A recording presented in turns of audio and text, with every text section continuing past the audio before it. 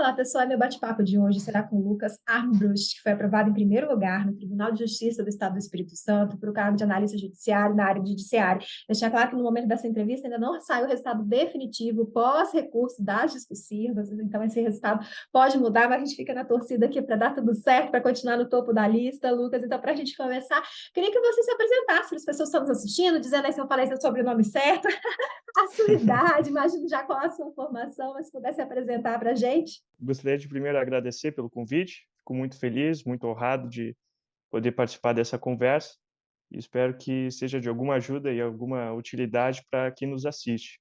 Bom, meu nome é Lucas Armbruch, falou certinho. Eu tenho 25 anos agora, sou natural do Mato Grosso do Sul, mas na verdade desde os 4 anos de idade eu cresci e vivi em Pelotas, no Rio Grande do Sul, na Uhum. mesma cidade em que eu fiz a faculdade de Direito, na qual eu me formei em maio do ano passado, maio de 2022, fazendo daqui a pouco um ano, né. Hoje eu Uhum. moro em Florianópolis com a minha família, mas a minha vida inteira realmente foi no Rio Grande do Sul.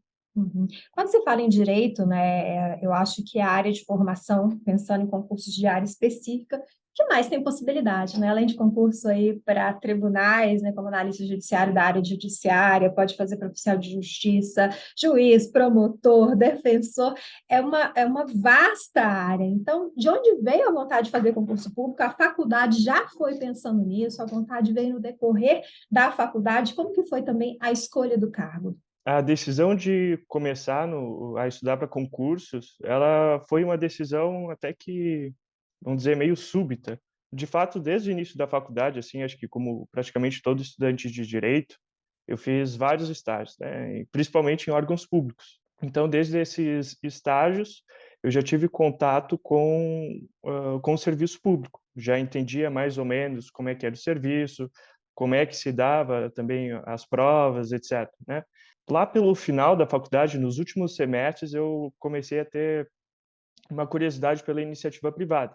Então acabou que eu comecei a estagiar numa empresa e depois, efetivei, né, o cargo, entrei, como contratado da empresa e fiquei trabalhando durante a faculdade, né. Nesse período a gente estava na pandemia, então, as aulas, como praticamente todas as faculdades, elas eram ministradas virtualmente, então era possível que eu trabalhasse e assistisse aulas depois, né. Então, basicamente, essa era a minha rotina.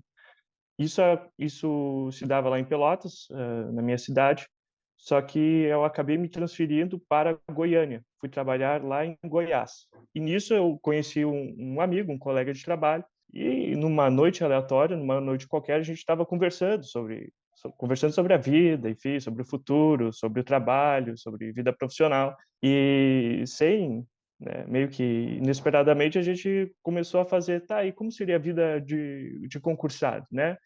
Nós 2 éramos quase formados em direito, e a gente sempre tinha noção dos benefícios e dos malefícios, né, do serviço público.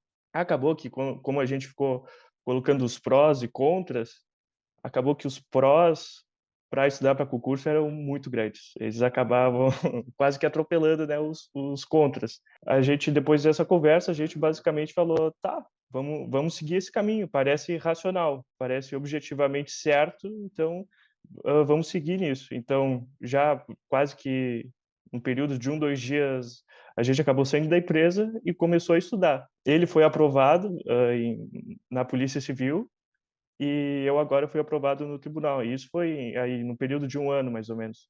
Uhum. E sobre a escolha do cargo? Na escolha do cargo, eu realmente queria num tribunal, eu queria iniciar na carreira dos tribunais, porque eu tenho a pretensão, eventualmente, com o passar dos anos, de prestar concurso para a magistratura, para o Ministério Público. Então, para ter o período de experiência, né, necessário para concorrer a esses cargos, eu achei que os tribunais, eles eram uma boa opção. E também porque, Uhum. como eu já estagiei nos tribunais, eu achava um trabalho interessante, acho que valia a pena.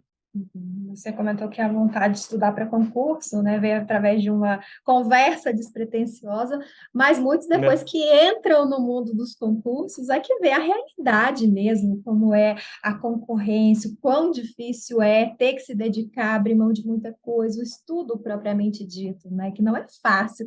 Você já tinha essa noção quando você começou a estudar, né, de planejar antes de começar a estudar? Ou foi no decorrer do estudo mesmo que você foi notando, né, o quanto, a quantidade de matéria que precisava estudar, o empenho, como é essa questão da disputa mesmo de uma vaga dentro do concurso público? Não, realmente eu não tinha noção. Eu sabia que era difícil, né, todo mundo falava que, enfim, não era uma caminhada fácil, que exigia muita dedicação, mas eu não tinha realmente noção, eu não tinha a gente passa na faculdade, a gente vai estudando as matérias, de direito, mas quando a gente tem que compreender uma matéria inteira, ter ela quase que decorada para levar para a prova, realmente eu não tinha noção. E o Estratégia Concursos, como que você conheceu? O estratégia no Estratégia eu tinha ideia mais ou menos de quais eram os cursinhos que tinham no mercado, né, aí mas sinceramente eu pesquisei rapidamente qual que era o curso que tinha mais aprovações, né, e Uhum. o concurso do Estratégia sempre era recomendado por várias pessoas, por vários sites, também com vários vídeos de aprovados no YouTube, né. Então foi assim, eu pensei qual que era o cursinho que tinha as maiores chances de me dar aprovação e eu optei pelo Estratégia, felizmente. E você comentou sobre vários vídeos de aprovados, né? Você imaginava, esperava estar do outro lado hoje, sendo aprovado dando entrevista. Não, na verdade não tinha pensado, né. Também até mesmo de tirar uma posição boa eu não esperava. Quando eu saí da prova, por exemplo, eu saí da prova, teve os gabaritos extraoficiais, né, e eu pensei: "Ah, eu acho que numa segunda chamada talvez eu entre". Mas depois, poxa. Uhum. E na objetiva, já tinha conseguido a primeira colocação ou foi com a nota da discursiva que você alcançou o topo da lista? Não, foi na objetiva mesmo. A discursiva, acho que pelo que eu vi da classificação, todo mundo tirou uma nota muito boa. Foi tudo Uhum. acima de 9, por exemplo, mas, eu passei bem mesmo foi na objetiva. Uhum. Você comentou sobre ter pedido demissão, iniciado os estudos, então você pôde se dedicar integralmente aos estudos para concurso público ou teve que conciliar com outros projetos pessoais?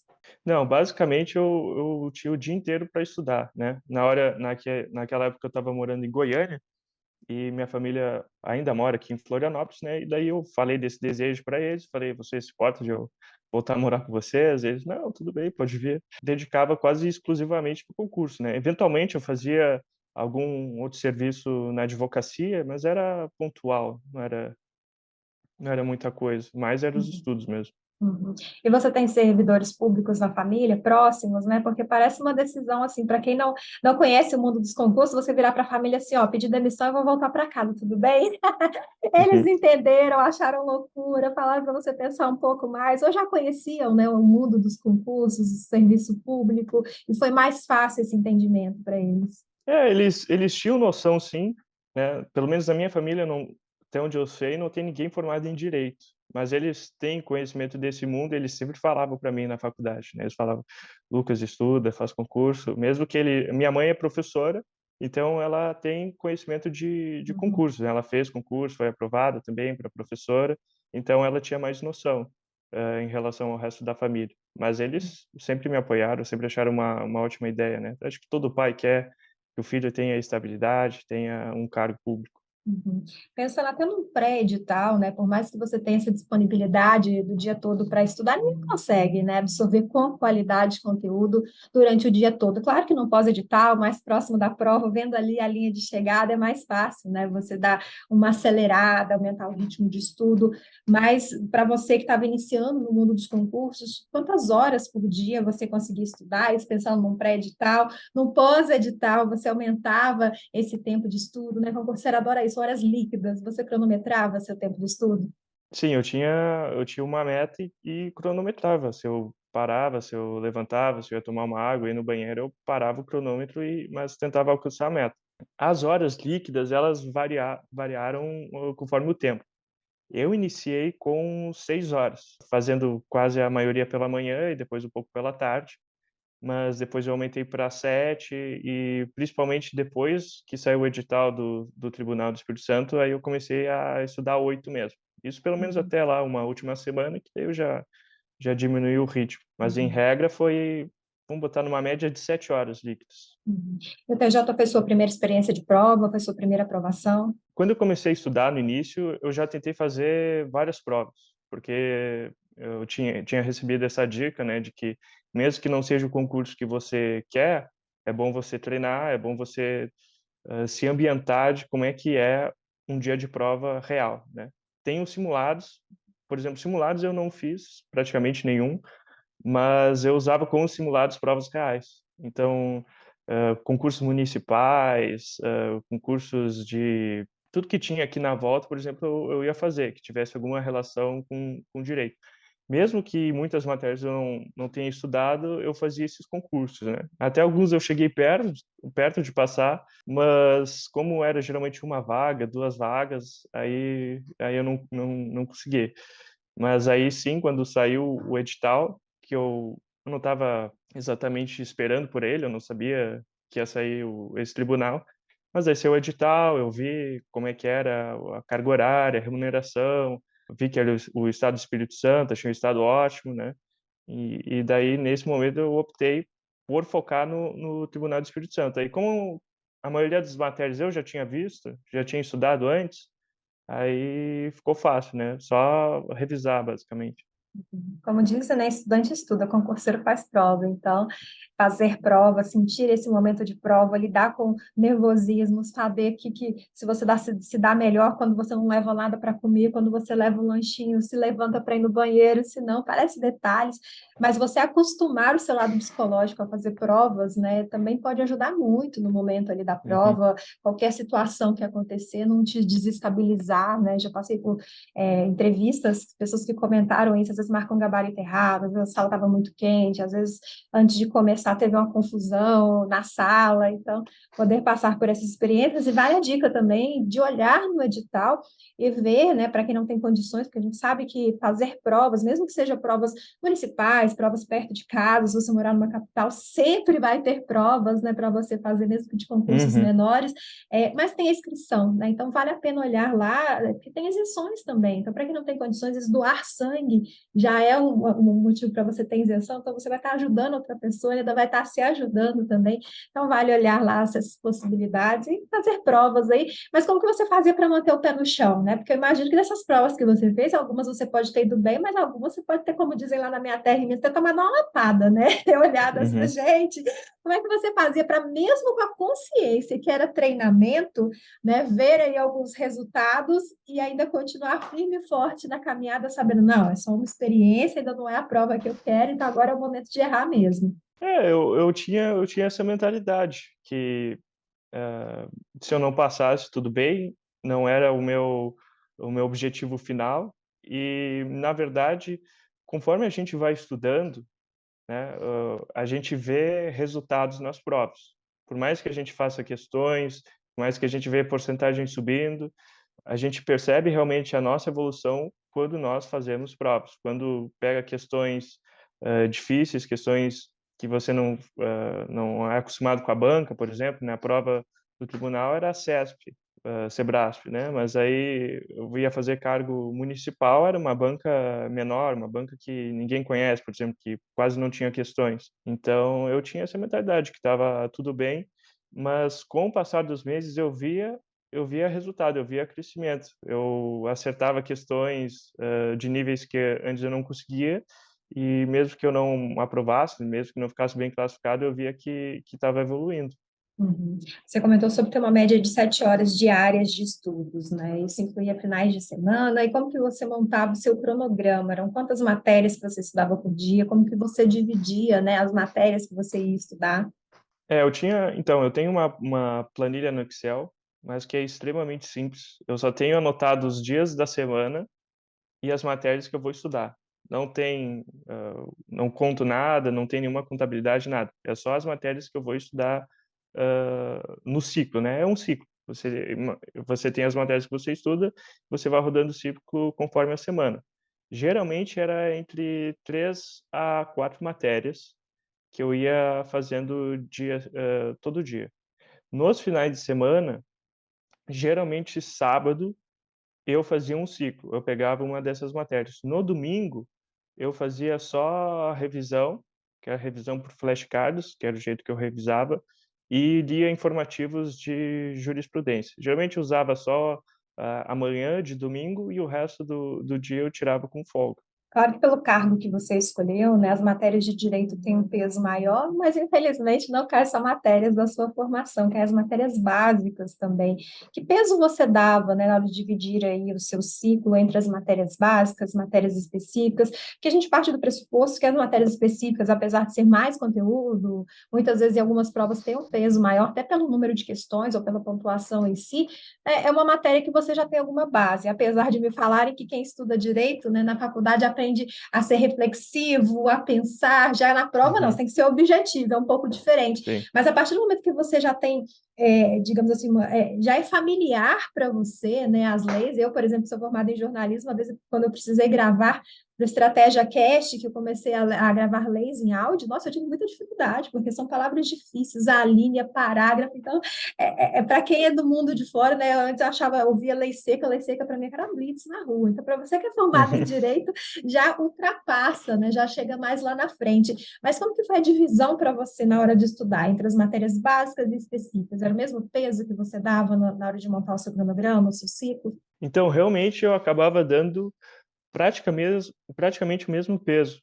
porque acabava compensando, né? Como você disse, a gente já tem um conhecimento de direito, já tem uma familiaridade, né, com a linguagem, com as leis, com os institutos, mas o conteúdo é maior. Apesar da gente ter já um conhecimento prévio, tem mais conteúdo, tem mais coisa para aprender. Agora, vamos dizer, em contraposição, as matérias básicas que fazia, sei lá, desde o ensino médio, que eu não estudava praticamente, eu tinha que estudar bastante. E então eu acabava usando o mesmo tempo, até para talvez não complicar muito a questão de organização, eu dava realmente o mesmo peso. E as questões de conhecimento básico, na verdade, foram até as mais importantes. Nas últimas semanas, prévias ao concurso, eu dei mais dedicação realmente a essas matérias, a português, raciocínio lógico e informática. Tanto que nas matérias de conhecimento específico, nas matérias de direito, a minha nota nem foi a maior dos concorrentes.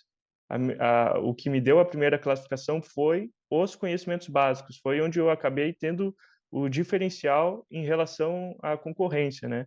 E acho que para muita gente, para mim pelo menos, são realmente matérias mais complicadas de lidar. Português, talvez nem tanto, agora raciocínio lógico, matemática e informática é realmente mais complicado. Mas então até por causa disso eu estudei as matérias praticamente por videoaula, né? Os professores, a professora Adriana, o professor Bruno, o Renato da Costa são professores muito bons, têm uma didática muito boa e eu foquei bastante nas videoaulas e fiz muitas questões. E daí por causa disso, por causa justamente dos conhecimentos básicos e não dos específicos, foi que eu tive o primeiro lugar. Até porque os conhecimentos específicos, né, mesmo como você disse, cobrando de forma diferente, ou cobrando mais conteúdo na prova, para a sua área, a partir do princípio, todo mundo já viu alguma coisa em algum momento, né? O que faz a diferença mesmo são as matérias básicas. E você falou sobre flashcards, né, e que utilizou as videoaulas em algumas situações, o que me fez deduzir que a sua base mesmo foram os PDFs, mas além dos flashcards, você fez mais algum material personalizado, como, por exemplo, fazer marcações nos PDFs, chegou a fazer resumos também? Então, desde que eu comecei a estudar, vai fazer daqui a pouco um ano, né, não, já fez um ano, tem mais ou menos um ano, eu não tinha realmente muita noção como fazer essa organização. Eu comecei, lendo PDFs, principalmente, fazendo questões, e eu tinha um arquivo no Word para cada matéria, e nesses arquivos eu colocava meus erros. Então eu fazia, né, o que o pessoal chama de caderno de erros. Mas acabou que eu realmente não não acabava relendo os erros, e também quando eu relia não parecia muito efetivo, porque era como se eu lesse como se eu lesse uma matéria de novo. Tá certo, são os erros, são as minhas prioridades, mas eu acabava só relendo elas. Eu não tinha realmente um estudo mais ativo, um estudo não forçava realmente a memória e o raciocínio para decorar aqueles assuntos. Fui nesse esquema, fui vendo outras formas de poder estudar e eu encontrei os flashcards, que é uma matéria, é um modo de estudo muito bom e muito efetivo, pelo menos para mim. Então, o que eu fazia? Eu fazia muitas questões e quando eu errava alguma coisa, geralmente eu colocava esse erro em flashcards da respectiva matéria. Então, por exemplo, eu errava, não sei, uma questão de atos administrativos. Eu colocava lá, cite a classificação de atos administrativos no flashcard. Aí foi assim que eu realmente consegui decorar. Então, até os flashcards eu usava sempre a primeira coisa que eu fazia no dia. Então, era a primeira hora ou até 2 horas do final de tantos flashcards que tinha, eu usava realmente para revisar. O início dos meus estudos não rendia tanto justamente pela falta de revisão. Eu acho que quando eu percebi que a revisão é talvez o mais importante, sinceramente, foi que aí eu comecei a ver realmente evolução. E, Lucas, você comentou sobre os flashcards, né? Foi o aplicativo Anki que você usou. O pessoal gosta de perguntar para saber também, Uhum. para utilizar também. O único aplicativo muito bom porque ele já faz basicamente tudo para a pessoa, né? Ele é Uhum. automatizado.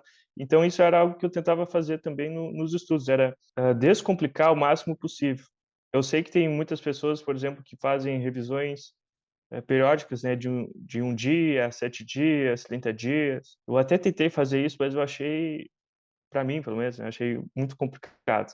Então, Uhum. quanto mais fácil eu deixava o estudo, eu achava melhor. Menos tempo eu perdia me organizando para estudar do que realmente estudando. Uhum. Nosso bate-papo acho que foi todo sobre isso, falando sobre o que você fez que deu certo, o que não deu tanto certo ainda. Você comentou, né, sobre as revisões, que foi algo que você mudou e foi bom para você. Mas se a gente pudesse colocar isso numa resposta só, o que que você apontaria que foram os seus principais erros e o que você considera também que foram os seus principais acertos durante essa sua jornada? Acho que um dos meus principais erros foi realmente não ter tido para muito foco para um concurso específico. Eu tinha, por exemplo, inicialmente, quando eu comecei, lá um ano atrás, eu comecei estudando, vou estudar para o concurso do STJ. Mas no final não tinha nem edital, não tinha absolutamente nada que indicasse que ia ter o concurso do STJ. Eu acho que eu vi em algum lugar que teria, eu comecei a estudar, sabe? Então eu realmente não tinha noção nenhuma. Aí depois veio a Justiça Eleitoral, aí eu comecei a estudar para a Justiça Eleitoral. Aí apareceu um outro concurso municipal, aí eu comecei a estudar mais para esse concurso municipal. Então, esse foi um erro muito grande, que foi trocar, né, de foco, porque sempre tinha alguma matéria a mais, uma matéria a menos. Isso realmente não é bom, não recomendo para as pessoas que passam. Mas quando veio daí, então, esse concurso do Espírito Santo, como eram matérias relativamente básicas, que praticamente todo concurso de tribunal tinha, eu já tinha estudado. Então eu falei, tá, vou mudar de foco de novo? Vou. Eu cometi o mesmo erro, vou dizer assim, mas dessa vez deu certo porque eu já tinha estudado as matérias. Agora, de acertos, eu acho que de acerto principal foi que eu sempre tentei manter uma rotina extremamente fixa. Minha rotina era quase que religiosa. Praticamente por nada eu mudava o que eu fazia todo dia e por causa disso acho que facilitou muito os estudos, porque você não precisa se preocupar com basicamente mais nada a não ser fazer aquilo que tu faz todo dia. Acho que esse Uhum. seria o meu principal acerto. E, Lucas, para a gente já caminhar para o final dessa gravação, o que que você gostaria de aconselhar para quem vai começar agora os estudos para concurso público? O que que você quer deixar de mensagem para quem já está nessa caminhada, mas ainda não alcançou a tão sonhada aprovação, como até aqui você conquistou a sua? Para começar, realmente não tem muito segredo, acho que você tem que começar a estudar. Começa a ver videoaulas, começa a ler PDF, pesquisa sobre técnicas de estudo e ver qual que funciona melhor para você. Eu acho que o mais importante realmente é dar o primeiro passo, porque para mim foi assim, eu acho que para a maioria das pessoas o início ele é extremamente confuso, a gente não tem, vamos dizer, uma direção exatamente certa para seguir, mas conforme vão passando os meses, conforme você vai aprendendo mais conteúdo, as coisas elas vão se direcionando quase que naturalmente. Claro, tem que ter um pouco de noção de saber o que está dando certo e o que não está dando certo. Mas continuar na rotina, acho que é o ponto mais importante. E para quem já iniciou nos estudos e está com dificuldade de continuar, continue, tenta, se não está dando certo, tenta alguma outra alternativa, tenta alguma outra forma de estudo, de revisão, e focar sempre muito em resolver questões e também em revisar. Revisar, eu acredito que talvez seja o mais importante. Uhum. E aí, a aprovação vem, o pedido de entrevista vem também. Então, Lucas, quero agradecer mais uma vez a sua disponibilidade de dar essa entrevista em vídeo. Parabéns pela conquista. Você disse que vai buscar, né, outras possibilidades mais para frente, ter essa experiência primeiro. Então, que venham mais aprovações e mais entrevistas também. Ok, obrigado, agradeço. Obrigada, Lucas. Para você que está nos assistindo, quer ficar por dentro de tudo que está acontecendo no mundo dos concursos, é só acessar nosso site, estratégiaconcursos.com.br. Grande abraço e até a próxima. Tchau, tchau.